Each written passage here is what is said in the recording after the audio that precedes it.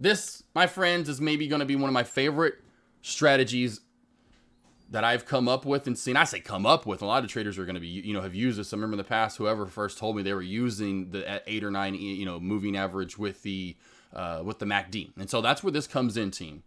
The Thanos crossover. This is going to be very, very crucial to in the end, using this because you can use it, which I love long and short, but this is the Thanos crossover part 1. The reason I'm calling this part 1, main reason why, is because I want to dive even further into this team. This isn't a end all be all. I'm not, this is it. This is the first. I've been doing this now for about 2-3 weeks. And so after doing this in the past, and I've done this for less than a month now, and I can't wait to do it for 1 more month straight.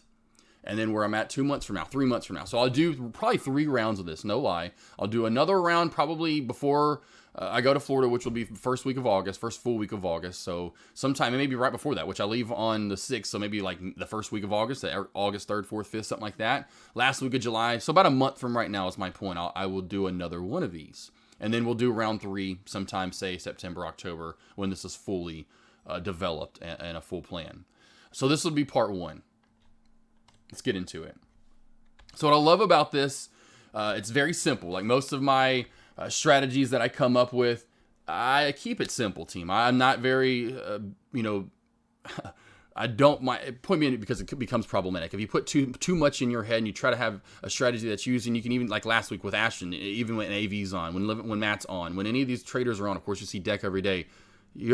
Again, we're not back out to the graphing calculator and what's the angle of the no, and the barometer pressure today and all the no, we're not worried about all these different little small things and multiplying and dividing. We're keeping it simple. And so the main few things that I'm looking at right here are going to be the 8 and the 9 moving average, as you can tell, the 8 and the 9 moving average.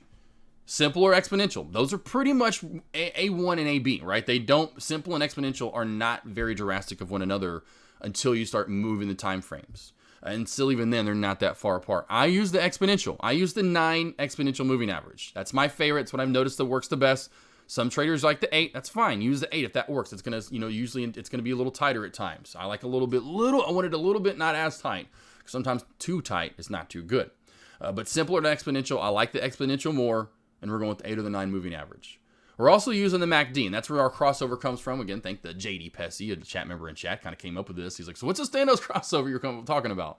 I was like, I didn't even name it the Thanos crossover. That's the name of it now. And that was the first day I kind of came back up to this, where again, I was like, oh yeah, I forgot who it was, that because I used to always use the 9 and the 20. I know a lot of traders use the 8 and the 20, like Matt. I use the 9 and the 20. And I eventually took those off, but I always kept the 9 on. But I remember the trader always used the 9 and the MACD and the crossover going long. He was a long trader. And I forgot exactly who it was, but it was a chat member. And I took the MACD off. It was just too much. Took up too much at the bottom. The indicator line, the signal line. Too much. Left the 9, even though not the moving average. You see my charting, it's very simple. But I had one chart where I left the 9 on, and one day I went back to it and noticed how if we were above or below it and how it acted. I was like, oh yeah, I forgot about the MACD.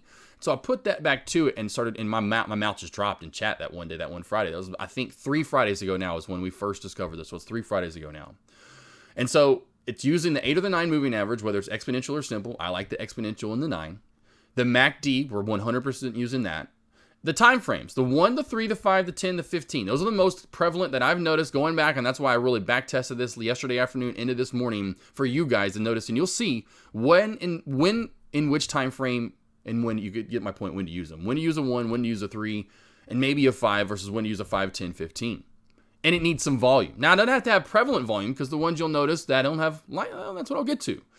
I'll tease you right now. But essentially, lighter volume plays will have a different time frame than the higher volume plays. But those are your main indicators you're using. 8 or the 9 moving average, simple or exponential. The MACD, and of course its signal line. The 1, 3, 5, 10, 15 minute time frames. Of course, needs a little bit of volume. The brilliant thing about this and what I want to tell you guys, and usually when you have a strategy, whether it's my trend line crack, shelf bounce, whatever it may be, you're going in one direction. You don't have essentially you don't really have an overall, most people don't have a strategy to use long and short. I've been wanting a strategy and a technique, essentially a setup that I could go, man, if I just use this right here, I can use it going long, I can use it going short. And so that's what I love about this. This is something that we can also use going long or short, team. So that's the one thing I do love about this Thanos crossover. Either way you're looking at it, and I'm going to go into a ton of different examples right here of how you can use it. So here's KZR, play we killed last, let's see, what was it, last Monday or whatever this was, Monday or Tuesday, we destroyed KZR. A lot of us got short on KZR. And the one thing I want to note, like, have you guys notice on, let me get over here real quickly. Let me do this if I can. There's that, and then this, and so boom. So I want you to be able to see everything here. Make sure you can see. Cool. Make sure you can see everything. And so the main thing we're looking at, to make sure you can see my mouse. You can tell right here, right off the bat. And I wasn't short to start with. I wish I would have. Sorry, Queenie's in here. You have bone sugar, heart. That or just lay down and relax. Sorry, Queenie. That is not going to be a question today either by the team for the giveaways. Everyone knows who Queenie is, and that's going to be for everyone's first guess. Anyway, so let's get back to what I was showing you guys. We're under the 9. This is the 9 exponential moving average, and this is our MACD. And, of course, our setting on the MACD, 12.26.9. MACD setting right here, 12.26.9. If you're ever looking for what time frame I'm in, right here below what ticker we're in, or even it shows you again what ticker we're in, it's going to show you the day and the minute time frame. So I'm in a 10-day, 1-minute time frame right now. So when I'm in a 1-minute time frame, we will notice that in a 1-minute time frame, on an overall lower volume play is where you want to be. That's the T's. Now I was like, what are you talking about? That was what I was saying. So essentially higher volume plays, you may want to start with the 1 or 3, but you really want to maintain maybe a 5, 10, or 15. I'll show you the difference and show you why. So with the 1, there's not much validity. A little bit bigger float, right? Floats are another thing that I'll put in the parameter next time. I couldn't justify having a certain float range right now, but it seemed 40 to 70, 40, 80 to me, but I didn't want to add that to the indicators or things to really look for. But I would say those are the better ones to be looking for and to start off with using this strategy. Why? Because they're going to be a little bit slower plays, and they're a play like KZR that I know if you can go look up the float right now, it's around 40, 50 mil. It's a slower play, I'm pretty sure. A bigger size float. And so it's not going to be very volatile. It's not going to go 20 cents, 30 cents, in candles, for the most part. For the most part, it's going to be a nice, slow, and steady mover. I mean, we do have some volume where you have 20 and 30 cent candles. For the most part, we're a smaller play. Lower volume, smaller candles for the most part. Majority of these candles, you can tell in a 1-minute time frame, aren't that big. And so for a better entry, as you know I've taught in the past, and on plays with lower volume, there is volume there, but it's lower, 1-minute time frame, especially for entries, and you can really ride them out. Now let's get into a 3-minute time frame. That's what we want to get into next, right? That's usually what I'm looking for afterward, is a 3-minute time frame. So let me get back into this now that I'm on it. And so boom. Sorry, right here, team. There we go. So 3-minute time frame. So notice the difference between the 1 and now the 3.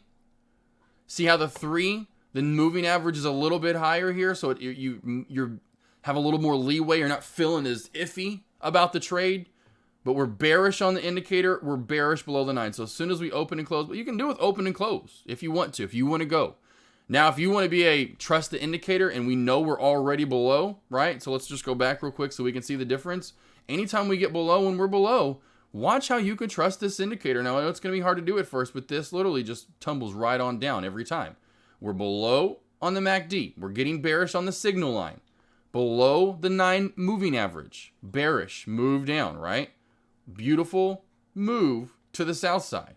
And now you can tell even in the end, and that's where this on slower moving plays where you want to look for your play. You don't want to look, and I'm telling you right now, when these plays have gone south side, below VWAP, get your shorts in. Do not go long on this. Now, there was never really a time it got back above the 9. I mean, briefly and briefly above.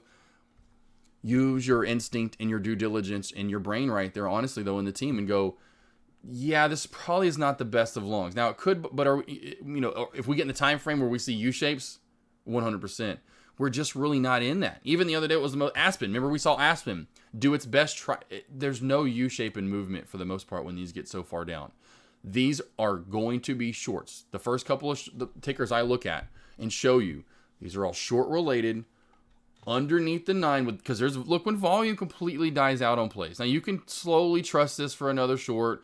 I right here would just have said I would look for the shelf crack, but then this is just another identifier for you to know that, hey, under this area of 980 shelf, look at this. We're not closing and opening below it. We're right at it. Plus under the 9 again, and then under on the MACD, you do get a good short.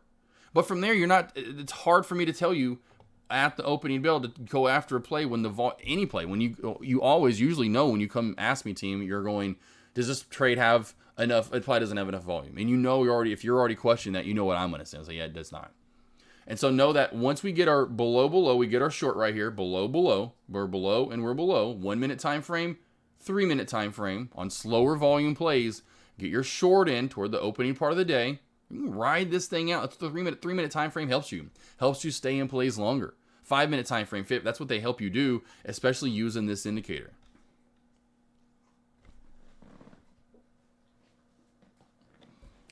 Boy, puppies will find anything. Let's get to the next one right here, team. Let's get to the next one here. These are all shorts I took part of in using this to start off with. AERC, I did this multiple days in a row. Look how simple this is. Slower play, slower volume, shorting, because it's what? Underneath the VWAP, going down south, so under the 9, under the MACD, signal lines going bearish. And that's what I'm going to get into more. I'm going to get more into the histogram next time, get in more of the float next time. This is just simple stuff that we all can. I know Sniz has been using this in chat. This is just very simple stuff that we know if we get under the 9 at the opening bell and below the VWAP. That's the big thing, under that VWAP at the opening bell. If you notice that's just underneath it. Not like you're using it as a parameter besides that of saying, hey, if we're below that and we get below this 9 and we get bearish on the MACD, look what happens on the 3 minute time frame, team. It's the same day. This is not a different day. This is the same day. Look at the same movement. We can see on the numbers over here. We can see price-wise. It's the same ticker. I didn't get short until my idiot self didn't notice until this shelf. I was like, oh, I'm going to wait till 17 cracks, and then I'm going to get in there. And I messed up. I should have trusted the 1 minute time frame on a slower play and got in here at, say, 17, 20, at least above 17 for the initial short, and know that as long as it stays under the 9 and bearish on the MACD, you're money. Money. Look how long this rides out, team. I mean, you could have rode this out to 15, from 17 to 15. Money. This is in a 1 minute time frame. Again, let's go to the 3. Easy money riding this out. Easy money riding this out. Below the 9 is my light. Man, that's why I make them the same color. Blue line, blue line. Below the 9, bearish signal MACD. Next day, did the same thing again. Watched it pop up at the opening bell and waited for this. And I did a trend line to shelf crack, or trend line to VWAP to, well, I love that, trend line to VWAP crack. But then the Thanos crossover set in right on top of it. So this 1 minute time frame, slower overall moving play. You can notice it works out beautifully in a 1 minute time frame. And I'll get to the 3 next, don't worry. But this is when I went, same thing with going short. Trend line crack, under the 9, Thanos crossover happens right in this candle right here. So we're trend line crack, VWAP crack here, somewhere in this area. Then we've Thanos, get the Thanos crossover to happen. Under the 9, as you can tell, bearish on the MACD, literally, very much a dramatic pullback. Beautiful. It's hard in a 3 minute time frame, you know, essentially to say where you'd get filled at. Me, again, remember this one, if you do remember, I get filled at 1367. Not a great entry overall in the end for me. 1367. I wish I would have had more, but still, I'm getting a piece of the pie, right? 1367, what it was called, like right here, and the movement, dramatic movement down to 13, right? So, and then I should have held longer. Could have held longer in this play, as you can tell. Look at this, all the way down to the 1275, 12.6 area, close to. Under the 9, under bearish on the MACD side. 3 minute time frame. Super crucial 1 and 3 minute time frame in those slower plays. I can't tell you enough, team, how often I've noticed this in the past week. Here's AERC the next day that I missed. And I missed this last week. Those 2 days in a row I shorted it. Should have shorted it for a 3rd day in a row. It started off below the VWAP, which is my purple line. Below the 9 moving average, and look at this. The crossover happened and just continued to go down. Could have been in short even if I was here at 11.4, all the way down to 10.4. BEA, beautiful short again. Do you notice in this? Do you see the same team? Lower, slower plays, a little lower volume. We're going to go with the 1 and 3 minute time frame, and you can easily get in and out. You can see where to get in. Below the 9, I'm going to get in a long play, so I'm not there yet. Below the 9, bearish signal line. We're below, on the blue line's going below. It's time to short. I mean, I love this, team. Here's just yesterday on AERC. As you can see, I took the screenshot this morning, July 4th, this morning at 7:04, I took the screenshot, team. This morning. Beautiful short opportunity. Same thing I missed yesterday on AERC. And I'm pretty sure I went over it yesterday with you guys.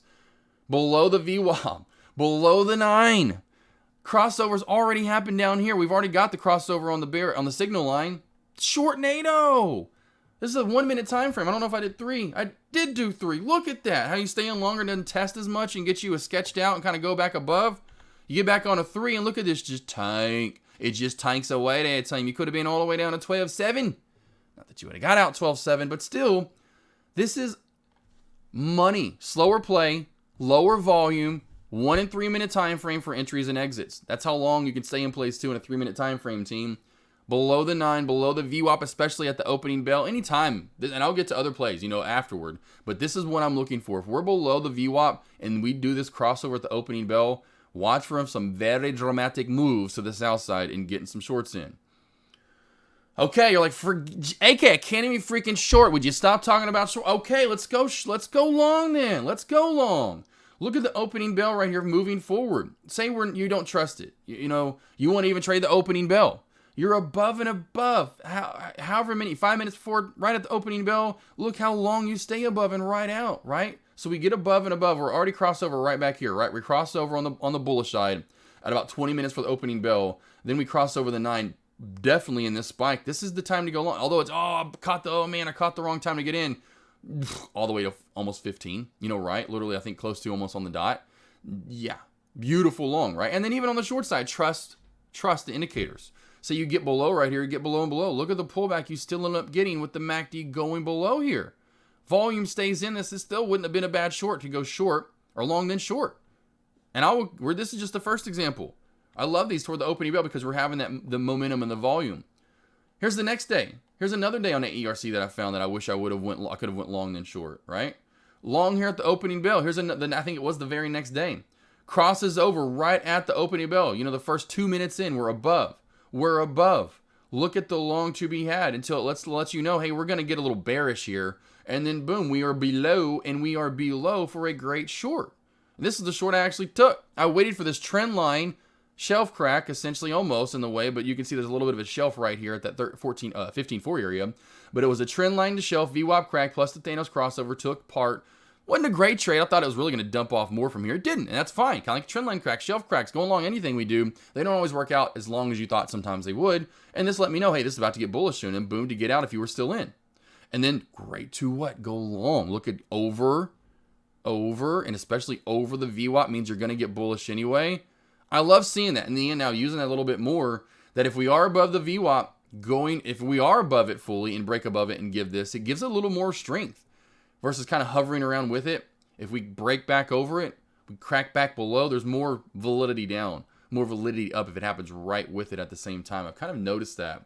Not that the VWAP ends up being a great bounce play, as you can tell, or resistance area. It lets you know that, hey, it's going to get a little more bearish here. Oh, hey, whoa, watch for a bigger bullish move if we do break through and do this at the same time. So, long or short team, you can use this, right? And now we'll go through, AERC, there's a ton of different, because it was so easy. AERC, it's simple. AGRX, let's get into something a little bit more volume now, right? So we have a little bit more volume in the play. Understand that. A little bit higher volume, big time volume sometimes.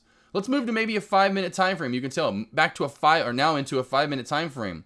Again, perfect example here at the opening bell, above, and then you break above the VWAP. Look at the explosion up for the long on AGRX. Then we get a great short. You get to go below the 9, and then again, where you see this, and the 1, the 3, the 5, the 10, the 15, it's going to move the moving averages in your MACD and where things are crossing over at. And the more volatile plays, you're going to get your 9 is going to hover in between this a little bit more and give you more shakiness, but it's going to give you a higher entry. Sometimes you can trust those, and that's fine, but that's why and that's why I say, even in these, and I'll get over to it, if you want a 1 minute time frame for entry, that's fine, but you immediately get your butt back over to a 3, if not a 5 in more volatile plays, so you trust that movement in the direction you want it to go in. And so here, just say if you even would have taken this trade where, you got in it right below 2.5 for the, the entry here, as you can see the entry, crossover somewhere in this area around 2.5, and then ride this out, down. While the MACD, long as that, you don't get both. It does get a little back above, but you still get the MACD, and that's the main thing. As long as you still have one, it's when you get both is when you know you need to get out of the trade, right? So like right here, comes down to this point, we're over, you know you need to get out. Look at the return back up. So here's another great long. Long to start, short in the middle part of the day, long into lunch hours, into actually afternoon commentary. Then another great short to end the day off. Boom, boom. More volume, a little bit more volatile play. Go to a 5 minute time frame overall. You're going to see more extended plays and hold them a little longer and see the better crossover areas and more trustworthy. The 1 and the 3 are going to you're going to get a good entry there, but then you're going to get psyched out along the way. It's like what Matt always talks about with that 1 minute time frame with me. It's hard to do and not many people can do it. So get back to a 3 and a 5, especially if you're using this indicator. With more volume, the better it is when you have, like, say, a 3 or 5. I mean, we'll get into even 10, 15-minute time frame. So you can see your AGRX, 5-minute time frame, gorgeous.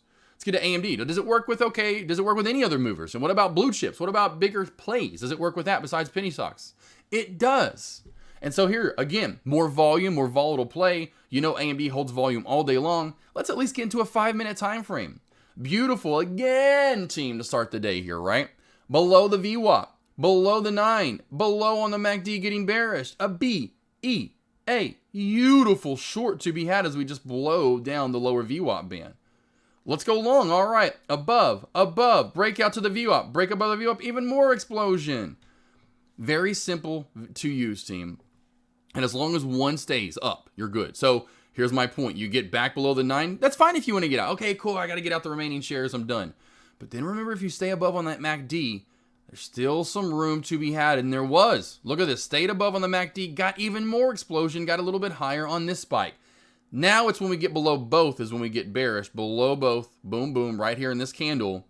And then look what we stay below on the MACD. So the MACD becomes your real trustworthy one in the end, especially in these higher time frames, to stay in. If it does get back above and you're going, oh no, it's back above on the 9, MACD is your main indicator then. If it gets back above the MACD, it's 100% time to get out. You will see the move back up. When it doesn't, and you can tell, look how you can, even though it gets back above a couple of times here, never does on the MACD. And boy, you can just ride this one out all the way down here to the 76 and below. Beautiful short all the way from up top, from say 77.5-ish area. 5-minute, 3-5 at least. I'd like to do 5 for you guys. Just it's easier for you on these bigger movers. Let's even get to Tesla. Muy perfecto, right? Same here at the opening bell. Very volatile. A lot of stocks are at the opening bell. The crossover, though, your MACD is your main indicator, does not cross over until when? When it tells you when it's finally bearish. Time to go short. And it was surely right. Time to go short in this candle. Ride that all the way out. Now it's $15. Now it could be more volatile than that. This wasn't a crazy day yesterday for Tesla. These are just examples from yesterday. So Tesla, great short to be had right here.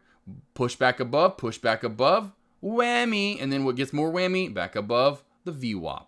See the power, team, of the 3. Using the Thanos crossover, I guess, with the 2. I say the 3 because this is 1, 2, 3 different indicators we're using. But, you know, use the Thanos crossover, and then we explode back through the VWAP. You're going to get even more explosion.